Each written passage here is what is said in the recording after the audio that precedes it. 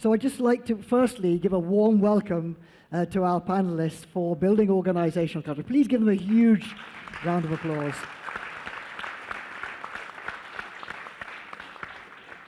And I'd ask you, because I want to get straight into the discussion about culture and organization. If you could just, you've already introduced yourself earlier, so I'm going to skip you. Neha, we're done. The three panelists, if you could just briefly introduce yourself. Namaste. Thank you all. Thank you all for welcoming me here today, and I'm humbled to be part of this panel. Just a quick introduction. I've been in India for the last 20 years working in different projects that are in the nonprofit sector, working a lot with community and team building, and really just looking at meaningful ways to serve the community. So, thank you.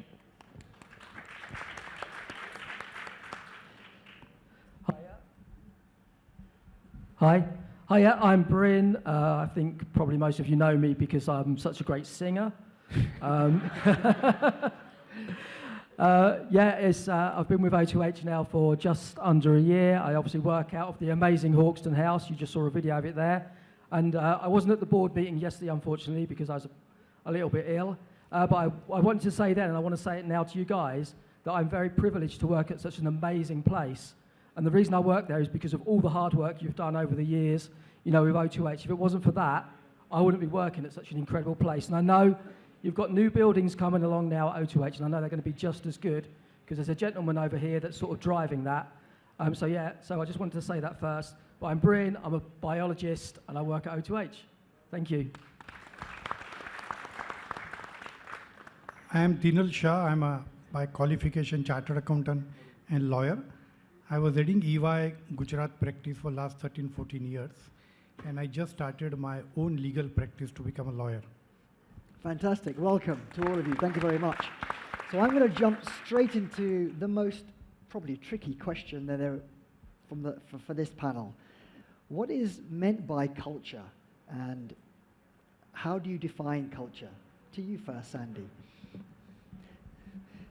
Interesting question. Definition of culture. I guess you guys are all biologists, chemists.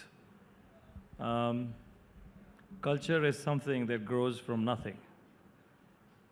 So from the very basic seed, something that grows is culture. And so that's the core responsibility of whosoever is the person who's leading the organization, who is starting the organization, to have those seeds right in the right place, so that eventually, once the culture is built, as it grows, as it evolves, with everybody's input, it becomes the best possible culture for that kind of an organization. Thank you. What a wonderful definition to kick things off. Who would like to jump in next? I'd Neha? rather answer last. Please. Another juice. Yeah, sure.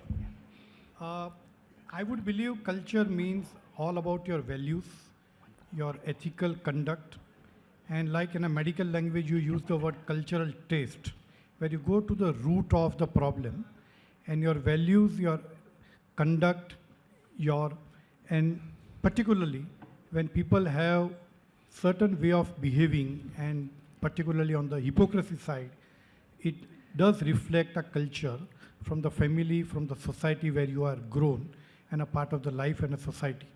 So ultimately, if you have good ethical values, good professional life, good contribution to the society, you are able to develop your culture in a positive way. Yeah, that is a tricky question because it wasn't on my list of questions you were going to ask. Got to keep you on your toes, right? So yeah, I'll echo the answers made previously. Obviously, as a biologist, the culture is that little thing that grows on a plate from nothing, if you like, or what you grow in cell culture. But no, much more than that. It's just that. It's really hard to explain. It's the feeling you get when you walk into somewhere. You immediately feel that this is going to be a good place, or this is not going to be not such a good place to work in, and you get the vibes coming through that, and you can meet people within an organisation, and immediately you can tell. And I think that all comes from the culture that has been instilled by the founders or the people that have been in an organisation some time. It is a lovely question. I would say that culture is sort of an intangible force that informs and inspires a space and the people and how they work in that space and why we do it. I think it plays a big role in building clarity in why we do what we do and how we do it. And I think that makes or breaks the success of most things. So. Thank you. And Why we yeah. do it and how we do it matters, and for whom we do it. So yeah, that is the correct culture. Combination of why, what, and for whom. If we really combined it with passion, compassion, and equality, I think that's a great way of working culture. Yeah. Okay, does somebody want to give an example of a good culture and some of the happy things they've seen in a culture, and maybe examples of things where you mentioned hypocrisy, where culture can go wrong? So any of you can jump in. Good, bad elements or facets of a good or a negative culture. I think for us, there are two key things. One is a never give up attitude.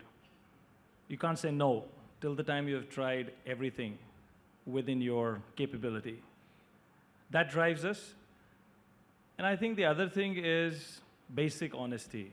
As earlier it was being said, you can fail, it's all right. You can fail again. You're trying to do something new, it's for the first time. Nobody knows where the future is. But being honest, as long as whatever you're doing, you're right up front with what you are, who you are, it's perfect. And it doesn't matter who you are. You may be different from others. You don't need to conform to everybody around you. You may be whosoever you are. Just be honest to yourself and the people around you. Stay happy. That's it. Thank you. I personally feel very small thing. One-liner in our drama field, they say one-liners, bade marti hai. So the one-liner for this is understand the difference between getting angry and putting someone down. I think if we don't put people down for their mistakes, we can have a better work atmosphere. And if we don't take those angers of our seniors and of our bosses seriously, and too much on our heart, then it also can be managed. Because nowadays I'm seeing that anybody saying, any senior is saying anything to anyone, they will feel, why did you tell me? Earlier the Indian culture was, if some senior is saying something even in anger, you listen to it, take the crux of the story and move on, because it is going to be better for your future. So if we can gel this too and get some way out of it, we can have a better working culture. Thank you. Very great. Some great points coming up here. Yeah? I'll jump in with something very quickly, and then Brian can go. I've been really lucky to see some pretty amazing organizations out there, and I think a big part of all of their successful cultures is that there is a sense of ownership, there is the power of shared purpose, and there is sort of space for everybody. So instead of it being exclusive or only for a specific few, it's about bringing out the best in each person and allowing that to blossom, but towards sort of a shared goal. And I would say that I think that's sort of some of the critical pieces I've seen in every organization that I feel has been quite sort of positive in what it allows. So, yeah. Thank you. For me, it's trust, basically. One of the sort of cornerstones of O2H is be brave. Be brave, but to be brave, you've got to be able to trust, your boss or your leader, and he's got to be able to trust you. So if I'm going to be brave, I'm going to take a risk. I know that Prashant, for example, isn't going to come down on me. Why did you do that? Blah, blah, blah. He's going to actually understand, as long as I've not been reckless. He's going to understand what I've done. So I think trust is the key thing. Between everyone in any organisation, we all trust each other to do the right thing and to do the best that we can. See, first thing in our professional life, everybody's human. Then everybody's playing their individual role. Somebody's at junior level, somebody at middle level, somebody at senior level. But if you respect and maintain a self-esteem of every individual and human being, and then try to inculcate culture of honesty, ethical values, then every person should have a right to contribute. He may be right or he may be wrong. Because one thing at least I have learned in my life, there is nothing right or wrong. It is all about how do you look at a particular thing in a particular perspective. And if you try to understand the other's perspective better, if you put yourself into his shoes, then I think the majority of the problems are solved. Thank you very much. Anjali, I have to admit, I've never learned more about culture than hanging around with you and the people that you hang around with as well. Because I don't think you can learn more about culture than when you work in the non-profit world. Because the values of these organizations are extremely pure and extremely clean. And the way you motivate people is not about money. It's about doing the right thing, contributing yourself, and making a larger impact on society through your own effort and your love to want to do something with meaning and purpose. So how would you describe how the culture in, say, a non-profit or some of these organizations that you work in emerge and evolve?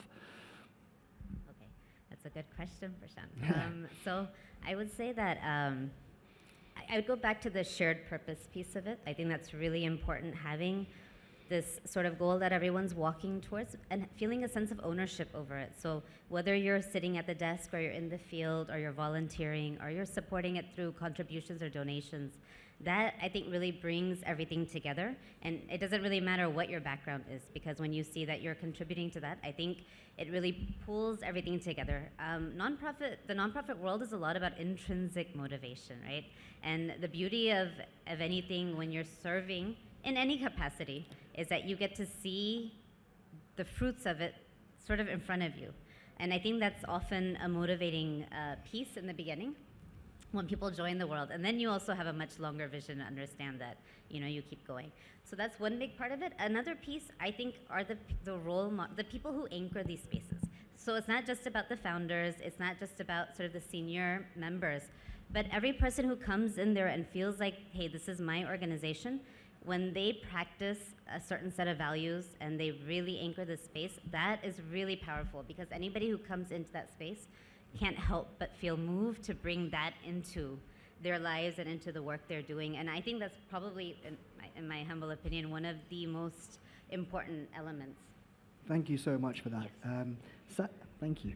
Sandy, now, through your work, you're passionate about innovation. So what do you think kind of culture is good for innovation and free thinking and collaboration?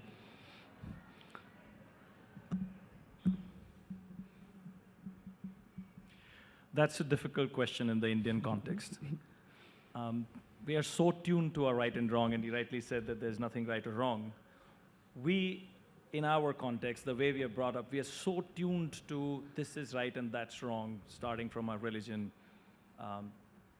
In no way I'm trying to demean anybody here, but what we learn is not how to progress. What we learn, how to not to do things and how to do things, and progress will happen. It's a given. Sacrifice is the key as far as Hinduism is concerned. We are born and brought up with the thought of let go, sacrifice. And of course, there are a lot of other values. But what that does to us is that, as she rightly said, you remember she said that, right? जब काम करना है, जब तक कर सकते हो करो, फिर छोड़ दो. नहीं होता है, difficult situation है, तो let go. So I think that's the key that we try and counter as an organization. You can't let go just because you thought that my values say that you should let go. At this point of time, it's fine. There's no point in struggling anymore.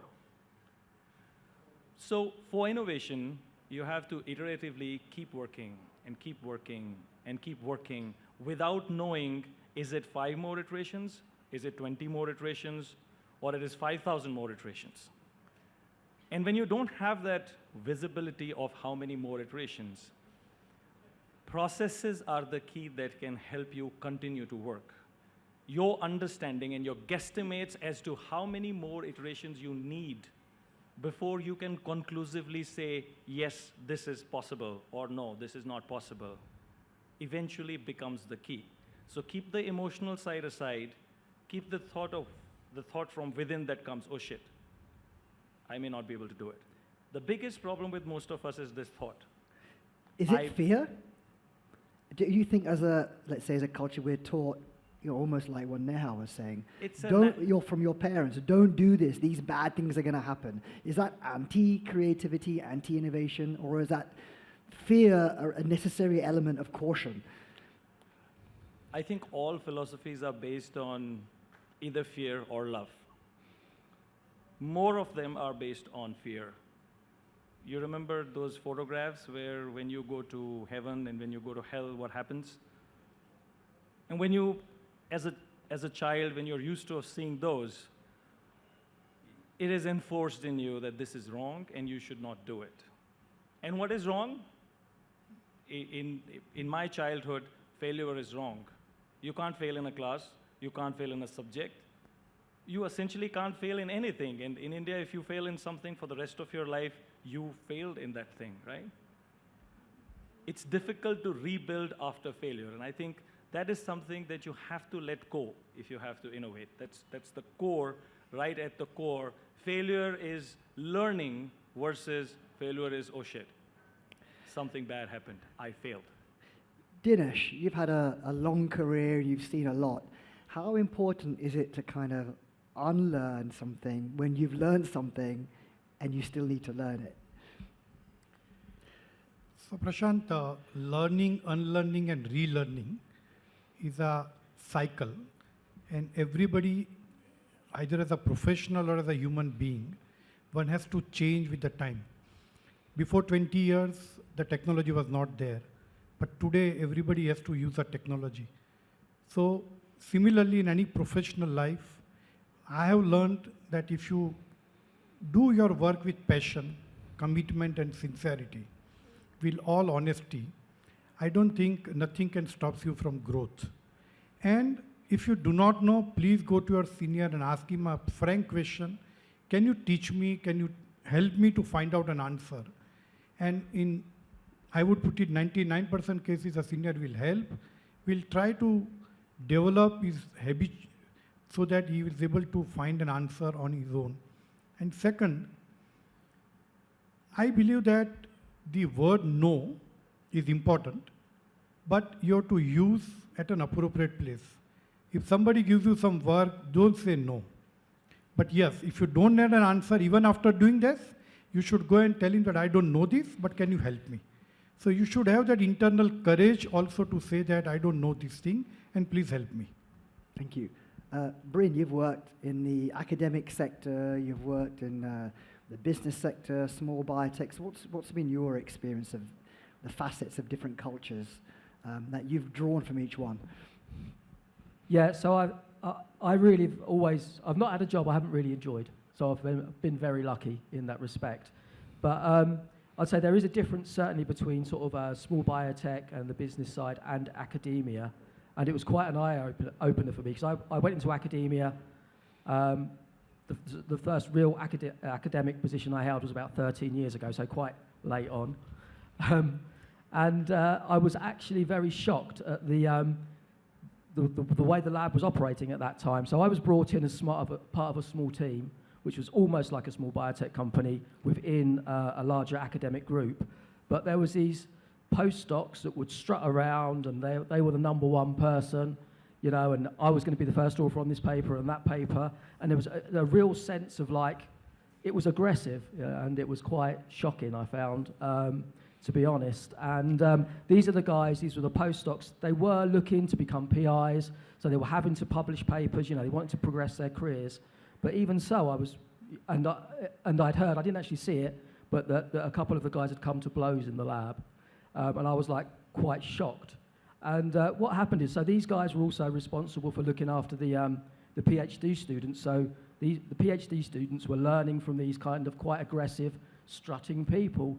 But what we found is that as we sort of established our group at the other end of the lab, where we were working as a team and, you know, helping out each other, we found that the PhD students, instead of going to the postdocs, as they should be, for advice and guidance, were actually coming to speak to us. They could see, you know, these guys are working as a team, you know, they're working together, they have a good relationship together, they're not at each other's backs all the time, they're not trying to get one up on each other. So it was a massive change for me. So previously to that, I'd worked in biotech companies where there was that real togetherness. You have to come together. To make a company succeed, you can't fight anyone else in there. You need to be working together with them. You might not agree with what they say, but you have to approach that in a way that's not confrontational. You know, everyone's got an opinion and everyone's got a right to an opinion. So you have to listen to them, you know, explain to them, and hopefully you'll come to an agreement rather than this kind of like strutting up to each other and pushing each other and that kind of thing. You know, so I think, I think you have to work together in any good organisation. But there's really important insights in there about hierarchy as well. You know, people thinking they're probably a bit too special. Yeah. There's issues, you talked about ego there as well, almost Yeah, I mean, politics. ego was the thing. You know, it was ego pushing these guys on, I felt. But, you know, and, you know, to be successful, sometimes you do need to do that. You need to push yourself like that. But I think there's ways you can do it that you don't necessarily need to be punching the person next to you, you know. Okay, good, thank you.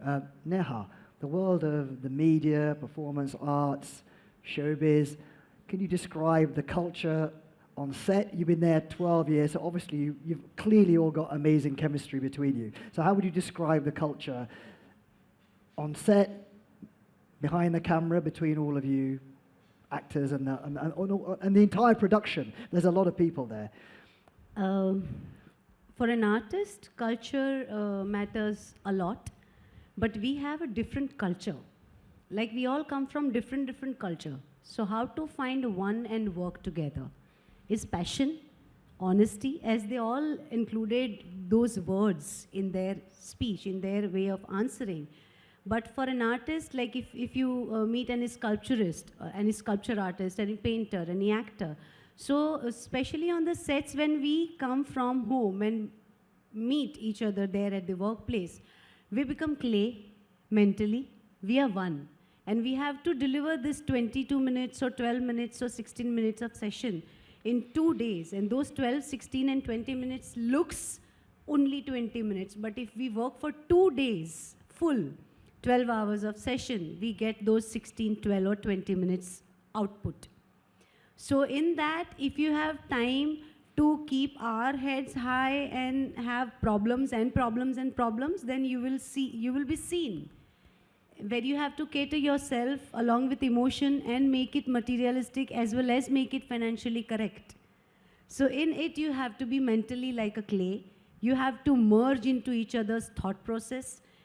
Actually work towards that particular product. For you guys, it's project and products. For us, those scenes, those next telecast or next on-air material. But that is only possible if we all forget our defined designation and background, and we first put our abilities in front and understand what we are here for. So for an actor, our culture is very different. We have to finish the work no matter it's ache in stomach ache or somebody back home is not well or your boyfriend just told you that I'm not going to be your boyfriend anymore. Anything can be, you know, from the smallest to the biggest. But we have to be very loyal to that emotion which we are going to cater and audience is going to maybe see after a week or a month. But how do you deal with, look, you're on set, there's a camera person, the stage guy, Everyone the fashion helps person, each the other. actor, the producer, the director. How do you, I mean, you can't possibly all agree at the same time how something, so you may have a disagreement with your director. He says, so do it this either way, you said, I'm time. going to do it this way. How do you get around that? Time. Time, but you don't have time on set, you've got to perform. Yeah, so which one is more on need of an hour? You have to finish it off. In that, no Prashant, no Neha comes. We rather feel sometimes sorry later and then say, shit man, I'm really sorry. It was my bad. Or even my producer would come back to me and say many a times he has said it, that, oh, you left it. It was my bad, I couldn't get in touch with you and didn't stop you. So he also felt bad. So later you may feel bad, you go and say sorry, but you don't let the work suffer. And that much educated we are. And if we are not, then we should definitely be taken care by our seniors. It is our responsibility because we are only boosting them those, you know, booster doses of, "Arey, kar denge, you will do it, arey, let's see." But that time spending, so it is all a time game. And no human is that bad human in today's time who wants to do precisely bad for anyone. So I think to me, each and every person are there to make mistakes, fine. Seniors are there to take care, they do. And world has to run this show because all the senior peoples have said it to me in my profession, I don't know about in your profession, that the show must go on. you and me. And to make it more universal, I would say that Mr. Bachchan's Hindi dialogue, Prashant will translate it in English, that ये पृथ्वी एक मंच है और हम सब उस मंच की कठपुतलियाँ हैं. So आओ हम सब अपने इस मंच को सजाएं और खुशियाँ बटोरें instead of hatred. Translation for me, somebody. Son. Okay. Bryn, would you like to translate The entire that? world is a stage, Right. and we are the actors and the characters of the play. Let us all play our part perfectly. Let us all try and help each other, no matter in dark. Backstages are dark generally. And let this show goes on so the audience be happy. So all of us in life also, we just take our stands as a performer and be good to each other. If we feel upset and angry, just take it that time and move on. So I think, And you be happy as well. yeah, of course, you be happy as well, because some or the other way, trust me, when others are happy, you be happy. It's a very fine line, but it has some truth in it. Well, wonderful insights She knows there. it better. Wonderful insights. She really. knows it better. It doesn't matter what field you work in, those insights were gold. Many a time you must be hating even holding a hand and going somewhere, but you remember that no, this hand matters. So yeah. Thank you, Neha. That was brilliant. Anybody from the audience got some questions? I've got a few more, but let's bring the audience in. Does anybody want to come in and I've got a specific question about building organizations, the culture in an organization, what they like, what they don't like? Anybody got any questions? This is the best example of co-working best together. They must be having many, but they don't know that what to ask, so they'll take time. Yeah, someone at the back? No? Are you just stretching? Yeah, here we are. Nishay, thank you. Hello, everyone. I just had a much more related question to what equity plays a role inside an organization. I believe in any decision-making process of any good culture, the equity that has to be maintained is quite important. I hope if Anjali can mention something about how equity maintains a role, it will be quite good of an insight for me to get back. That's a fantastic question. So equity is so important, and I think it probably applies to all sorts of organizations, but I'll obviously just speak from sort of the nonprofit perspective. Equity, so everyone is an equal player in the success of the organization, right? And everybody, from the person who comes and cooks, it makes the chai, which is such an important role in an organization, to the person who's sweeping, to the person who has the vision, to the people who are on the field, right? And to the people who are communicating. If any one of those people weren't there, the organization would not be able to take it to the next level. It would not survive, right? So equity is part of the success of an organization, and to be able to celebrate that, to be able to make that as part of the culture, it requires, I think, a lot of what everyone spoke about. Teamwork is essential. Humility. You have to understand that no matter what my role is, I'm not alone in this process, and I can't do it alone. So I think that humility is there. Equity comes to the fore, right? Love. Love it's a very loaded word sometimes, but if we just look at love at sort of its purest form, what that means is that there is space for positive interaction. There is space to make mistakes and not be judged for it, but to learn from it and to immediately move on, right? There is space, we're not competing, we're working together for the same purpose. And so it changes the entire dynamics. And when those dynamics change, there's no fear of equity, because it doesn't really matter if we're all on the same level, right? Because again, we're in it together. So I don't know if this answers the question a little bit for you, but yeah. Okay. So in that context, I have a question for you. Oh, okay. So how does a flat organization versus an organization which has a lot of hierarchy work with equity? Yeah, that's fantastic. So I would say, of course, if it's a flat organization, there's a lot of co-creation, which I think, again, it leads to a lot of that ownership and a lot of the responsibility. Ownership, I think, is beautiful because you have freedom in what you contribute, which everybody loves because there's creativity and freedom, and that brings a lot of joy. But there's also a lot of responsibility because you have that ownership. In a hierarchy, I would say that it's more about the spirit with which we listen to each other. So the person at the top has that really, really sort of important role of carrying everyone forward. But I think as long as that clarity is there, that we are all walking together, then I think equity is there's still a place for it. So, I mean, are you talking about maybe can you ask me more specifically in terms of hierarchy? I am generally confused with this whole concept of equity and hierarchy. For me, it's very simple. If I cannot respect somebody who's a senior who knows a lot, I can't learn from him. For me, that complete dedication, learning will come only if I have respect for a person who is senior to me in something. It can be knowledge, it can be just physical attributes, it can be anything.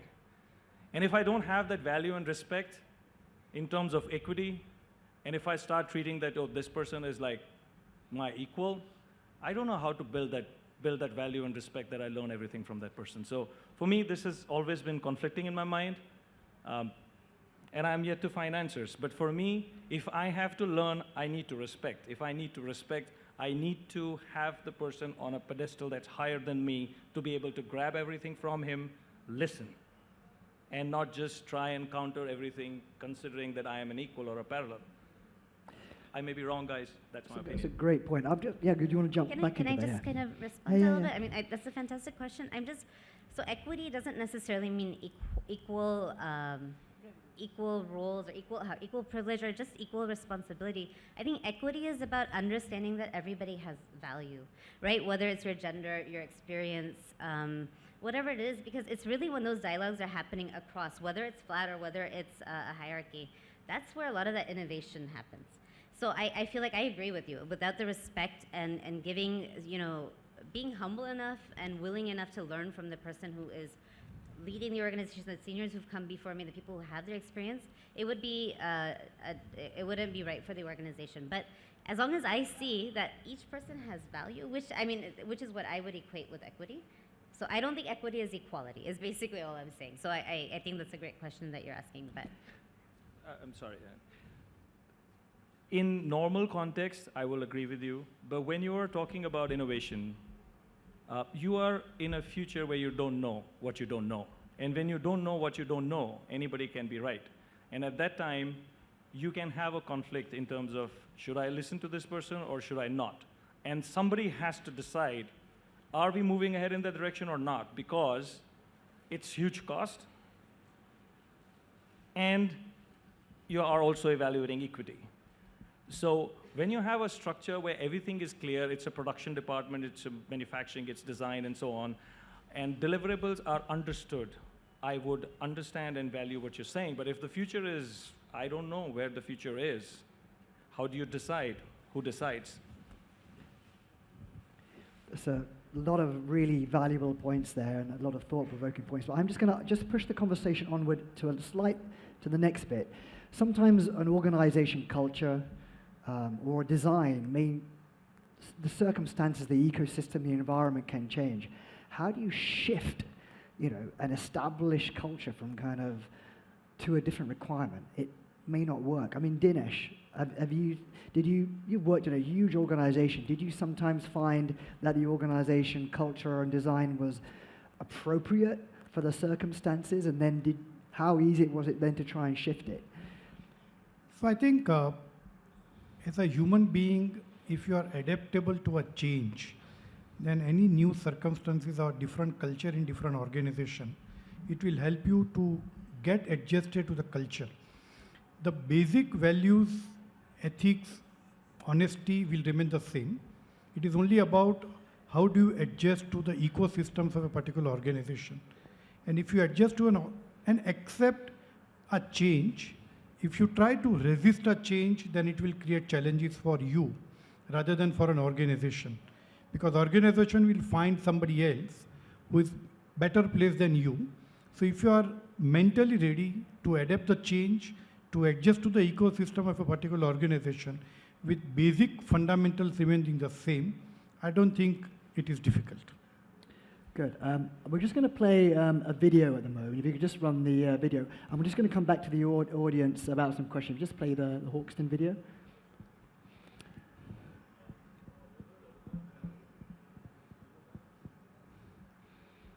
Not this one, the other one.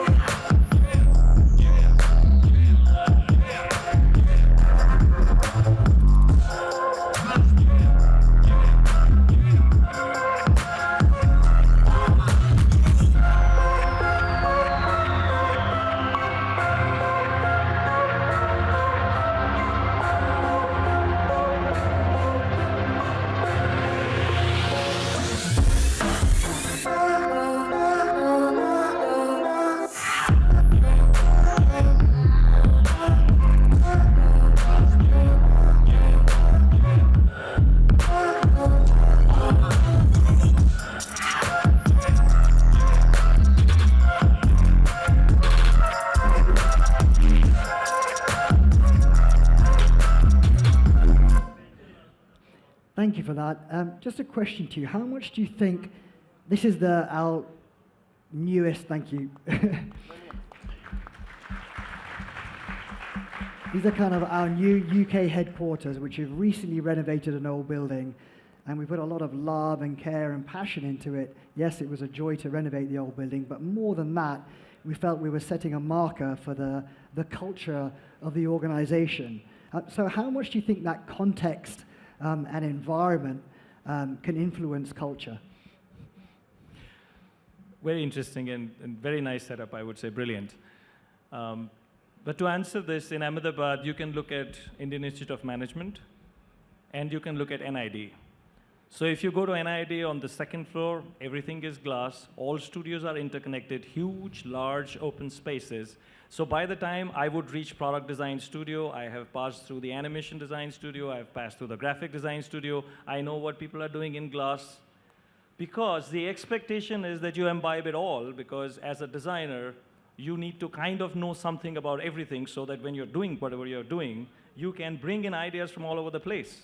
You have to think outside the box all the time. And if you go to IIM, it's dark, it has sharp corners, and if you go into a hostel room, it's one small place with one light where you can focus and work. So if I have to read 300 pages overnight, in that environment, it's perfect. I can read those 300 pages, I can culminate whatever my thought process is, and tomorrow answer your questions. You can't do that at an ID. But if I have to diverge, I can do that a lot there. So it's all about convergent thinking, divergent thinking, and what the job profile is. So if you're supposed to, at present, think divergently, you need to expand. You need to have high ceilings on your head so that your mind can expand and you can think. But then when all what you have thought through, when you have to put it together and make a concise summary that really is impactful in a nutshell, makes sense, write a book that's going in the market, you need a closed space, you need focused lighting, you need to be able to put all that together in a focused way and do a brilliant job, no distractions. So to your point, it's all about context.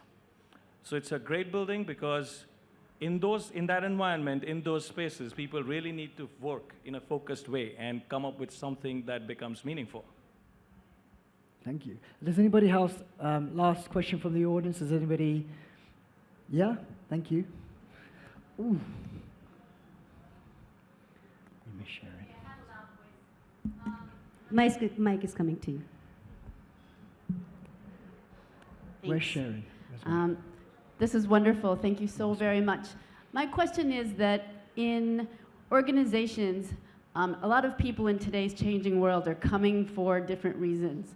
So they're not always able to walk the same path towards the shared goal. So how do you, in today's world, help people build a shared vision and or at least figure out what their common goal is to build a culture? To anybody, if anybody wants to pick that up. I think we should all say one lines, but I would rather say that in any culture, when you really get confused, what I have learned is understand those metaphors, like those lines we have been hearing, you know, kahavat or punchlines or anything. Unity in diversity. If we understand and follow this in our daily practice, we can actually create a beautiful working culture. As the gentleman said that, you know, depending on the work and the final result, the kind of you want to give an impact on. We have to build different places, different things like that. But that is what is all about. We all are so many. Our minds, our body, our soul, our cells, our body cells, we don't know where we have come from and what actually we are going to build out of it.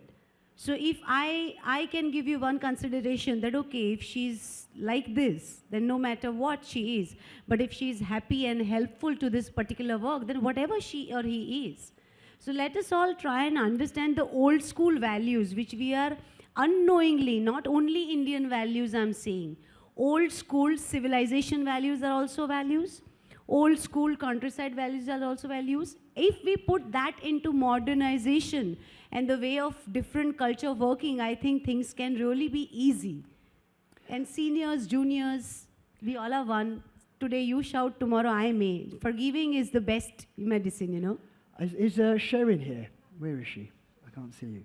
Sherin, look, for all of you who don't know, Shabu Thomas he joined us in 2006 and he rose to become a director, and he epitomized everything we loved about O2H. In fact, he was the heartbeat of the O2H culture, and everybody who knew him loved him. Sherin is his wife. Sadly, Shabu was last here. We saw him all 2 years ago on this lectern giving the kind of the goodbye speech. It's almost like a memory of 2 years ago, the last time we all saw him in this audience.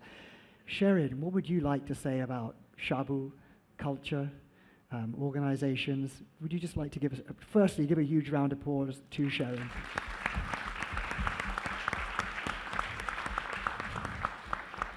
Hello. Yeah. So it's good hearing a big, the panelists, and when it comes to culture, or when I think about Shabu, putting people first is what he always used to do. Listening to them, hearing their concerns, and identifying where can, the values can be aligned. That's what he used to do. And I feel that culture is a very complex system. So for that, putting the employee first is very, very important. And also thinking about what is the purpose why we are all here together. If that purpose, as some of you have said, we have to align it with everyone. We have to, culture is all about people. So I work with Pratham Education Foundation. It's a NGO that works on building the education, bringing the quality, increasing the learning levels of children in India. What we do is that we go to the community, we talk to our people, we sit down with them, putting our trust and confidence in them. And some of you have also mentioned honesty, integrity. I think this is all what Shabu was all about. And I think that's why he was being loved, because he always was listening, I think those who listen well can respond well. And we are all, because we are all so reactive, before asking a question, we react. So I think that listening is very, very important value in any organization. And being leaders, how we behave with others is also equally important, I think, even before value. Because people look up to you, and if your action doesn't match your values, then you are giving the wrong message. So I think that's what Shabu was Small about. little line, Prashant, I would interrupt into, as audience will be able to understand. In social media, when we are shooting, lot of seniors, I used to wonder before I entered an acting field, Ram Bhagwan ji, somebody saw him smoking a cigarette off the floor. And he printed everywhere at that time, oh, Ram Bhagwan smoking.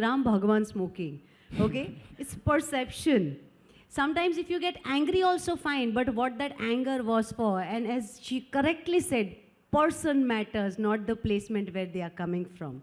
And great listening is the best skill, I think. Lovely.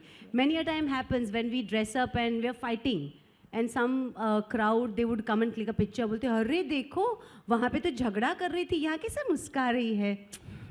So I need to know why I was fighting, why am I smiling, what other person will take out of it, and how actually along with it I can keep the decorum of the floor. So it is understanding, give and take, and pursuing life together matters a lot to me. That's what. Thank you. I'd like to thank Sherin. Thank you. Thank you, everyone. Thank you, Sherin, for that wonderful insight, really. What a wonderful, timely reminder of kind of the life lessons which Shabu taught us in his life, and he continues to remind us about, for timeless lessons of just listening, compassion, having a big heart. Wonderful life lessons there, beyond even building organization design and culture. I think, and I'm going to leave it on that note.